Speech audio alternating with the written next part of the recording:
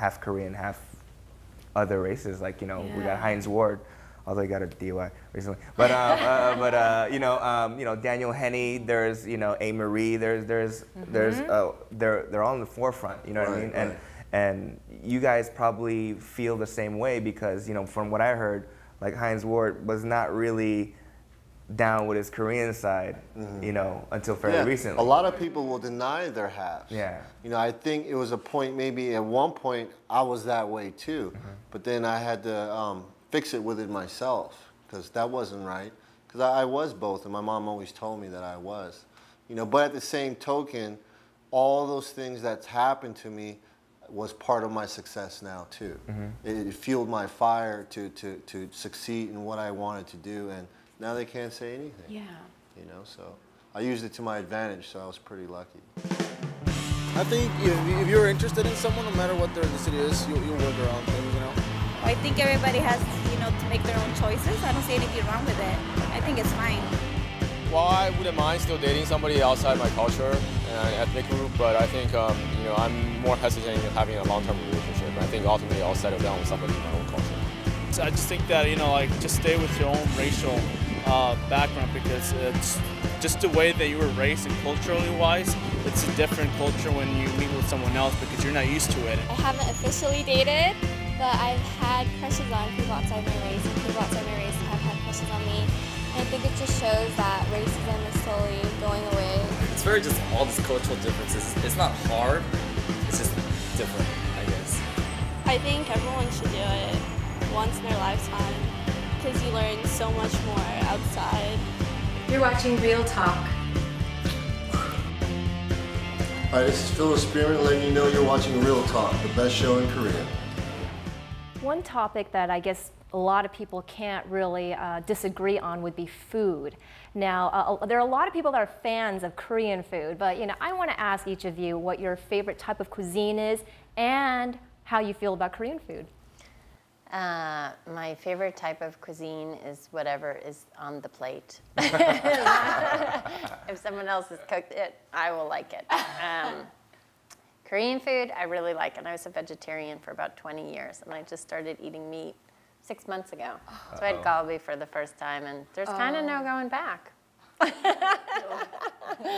You know, as they say, once you have galbi. So you're a fan? Yes. That's a crazy slogan for kalbi. You know what I mean? Like, you were a vegetarian for so long. Like, we stopped vegetarians from being vegetarians. Yeah. Kalbi. No. So smart. How about you, Jennifer? I always say my favorite cuisine's Korean. Do you really? I really do. My favorite Korean dish, which I always say, is nakjibokum or ojingo bokum. Those are my tops. I grew up on Korean food. You know, I travel all over the world, and the first thing I do when I go to a hotel is look for a Korean restaurant. If I don't eat Korean food for 2 weeks, I start stressing. You know, you get that stress. you need pot. You know, you need kimchi, man. You know, I eat pretty much everything, but my favorite is, you know, galbichim, 닭도리탕. You know what I mean? Stuff like that. It's the bomb, man. You can't get that nowhere else, man. That's amazing. Don't you agree, Danny? It seems like a lot of Koreans who grow up eating Korean food, when they step away from Korean food, whether they travel you miss it. You feel it. Right? Yeah. It seems like that's a common reaction. Yeah. I get the scratches. You know what I mean? Yeah. It's like fuel, man. You have to have it. Yeah. You know? Diane, so let's talk a little bit about your book. Okay, so it's called Kissing Outside the Lines, once again. If you could summarize in just a few sentences the main point that you want to get across, what would that be? The book is sort of like a roadmap to a happy interracial marriage. Not amongst a husband and a wife, amongst a husband and his parents and his wife, or a wife and her parents and her husband. It's trying to make it all fit so you don't have to like give up any part of the people that you loved before just because of the person that you love now. Oh, that's beautiful. I know, seriously. Danny, stop crying. I'm gonna, I don't cry in public, Diane. Before we go, can you guys give us, give the viewers advice on maybe they're dealing with something that you're dealing with?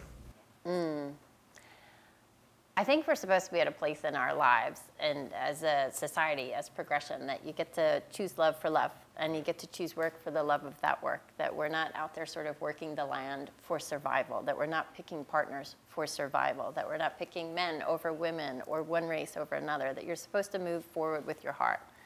And along with that, you have to use your head to make sure you don't alienate everybody else. And if you can sort of work on the two slowly and patiently, hopefully you'll end up with both.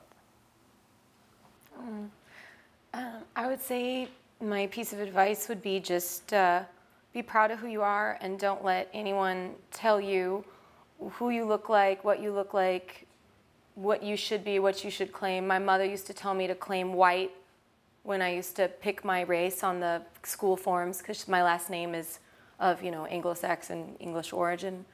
That used to upset me. And I also think that the most important thing is it will be difficult and you will have people that try to tell you one way or another, but just be strong and just know that there's other half Koreans out there and we're all going through the same thing in some degree or another. Yeah. My best piece of advice is pretty much you have to accept who and what you are, Like she said, don't let other people put labels on you. Just do what you want to do. At the end of the day, you can't please everybody anyway. Somebody's not going to like you for whatever reason, so why bother caring? You're going to live your life to please other people. Just, do what you want to do and pretty much accept that you're both races and learn what you can from it and use it to your advantage. Diane, Jennifer, Philip, thank you so much for being here with us on Real Talk. It was such a pleasure speaking with you all and hearing all your experiences and your thoughts. Yeah, I mean, honestly, to me, this is kind of I'm going to show this episode to my mom just in case. My mom, it's okay. It's all right. We're going to have good-looking babies. Thank you, guys. And, Thank you. Thanks for having us. Thank you. What I learned today is that, it's not about color. You know what I mean? That's not important. As our guest said, it's about love. And so let's not judge everybody just because they're not, of the same race. But just people are people. We bleed the same color. So that's what we learned today. That's right. Thanks so much, Danny, by the way, for helping me out so much. It was my first day here at Real Talk, so I appreciate all of your help, and I really appreciate our featured guest today. If you have any questions or if you have any comments at home, we'd love to hear from all of our viewers. You can simply log on to our website, arirangtv.com, for more information. You can also email us with those questions and comments. All you have to do is email realtalk@arirangtv.com. See you next week. Bye-bye.